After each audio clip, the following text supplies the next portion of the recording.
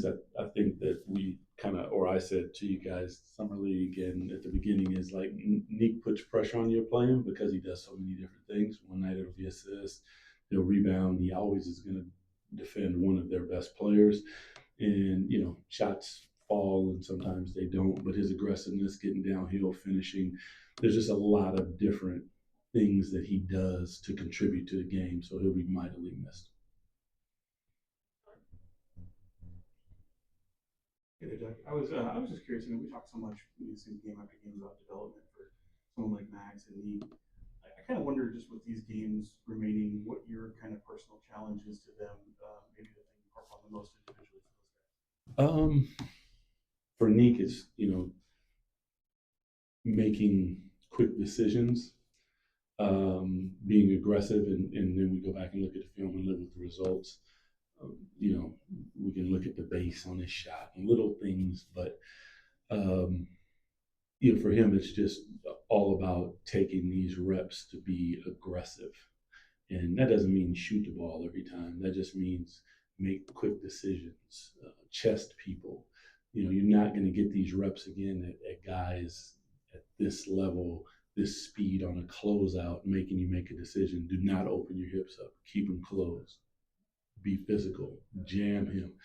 And for Max, it's verticality at the rim. Let's play defense without fouling. The footwork of getting to that verticality. But part of it is they just need to go out there and play, and then let the film do what the film does. But there are things that we obviously want to focus on at the same time. Coach Christie, you see Dylan, kind of recapture his rhythm back since he had been out there a little while. He looked pretty good in that last. Yeah, it's gonna. I mean, that's just the nature of the game. I think the first game he blew a tire on the dunk, which was pretty funny for me. But yeah, I think we saw. I think it was 13, 15, 18. They're progressively. We want to take care of him and make sure that he is in the best position to produce at the level. But you got to push yourself a little bit. Find that zone. The rhythm of the game is only going to come from playing the game. So, but happy to have it back. Coach over here. Yes, sir. Can you put on your former player hat for me? The 65-game rule. That's the one I'm talking about. Got you. 65-game rule to be eligible for postseason awards. What's your thoughts on that? It seems like a lot of star players won't be eligible for these awards because of injuries. Yeah, I mean it's tough. You want to take pride in, but you can't. Injury is different than being hurt and sitting out. In my opinion, if you're injured, you can't play. If you're hurt, you're making a decision not to play because you can. And we've all been in those positions where you take a shot, you do whatever you got to do to get out there. That's what I did. Some people say that's not smart, but I wanted to play.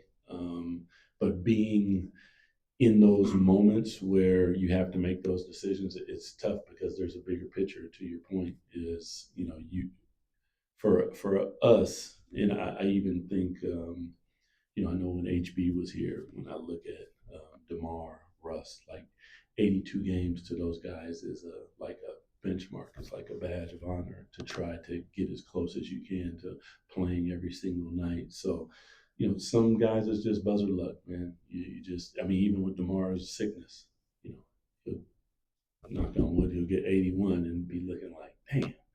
But 65 is, come on. Doug, when you talk about this 65 and all that stuff, if you go back to the first Beam Team year, I think your top 8 players missed a combined 36 games. Yeah. You have 3 of your starters who have missed more than 36 just on their own this year. You just full of just really bad info, bro. Yeah. Just how much do you think that has changed the course of your season this year without it being a complete? Yeah. You don't live off what ifs. The season is the season, but not having your proposed starting lineup ever one time. I don't even know if Domas and Keegan even played together, which, wow. Yeah, there's a lot of that. Even just when you DeAndre and Keegan back, and then both of them poof, vanish.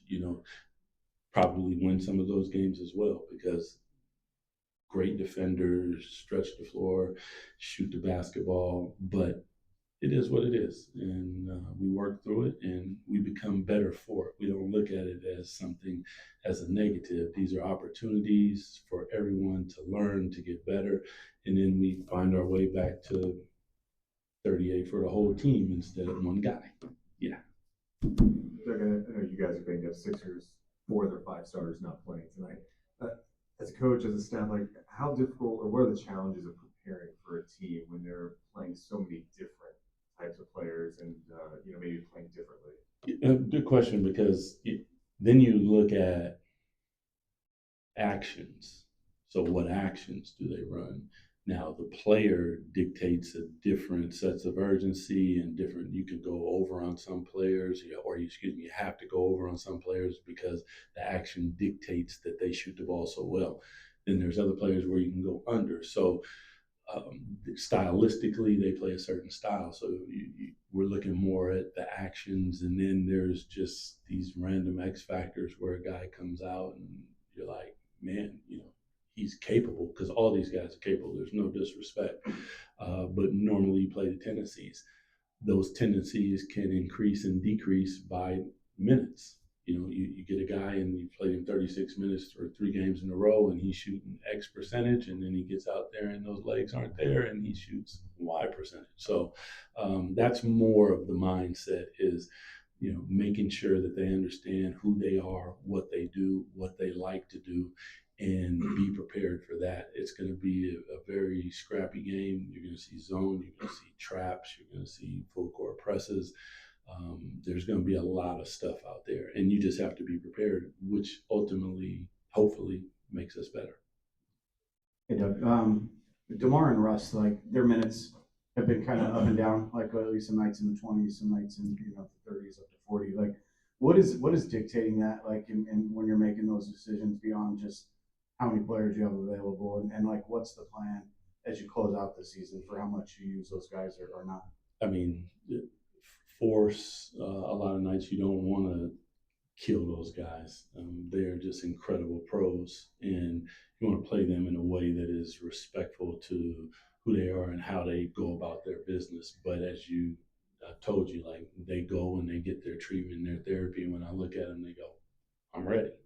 So when we have 8 guys, they know what the deal is. When we have 10 guys, and if we have 10 guys, then that probably means that we have more young players. And we want to lean on making sure that those guys are out there and developing in these moments so that we have film on them. We understand what they need in the summertime. Is it strength? Is it ball handling? Is it footwork? What exactly is it that needs to happen for them to be better players? The only way that you're going to get that, like, it's great in the summertime watching them go through cone drills, but ain't no cones out there tonight. So they need to play, but it's going to be dictated pretty much by numbers. Yeah. Thanks, everyone. Appreciate you. Thanks, Doug. Yep.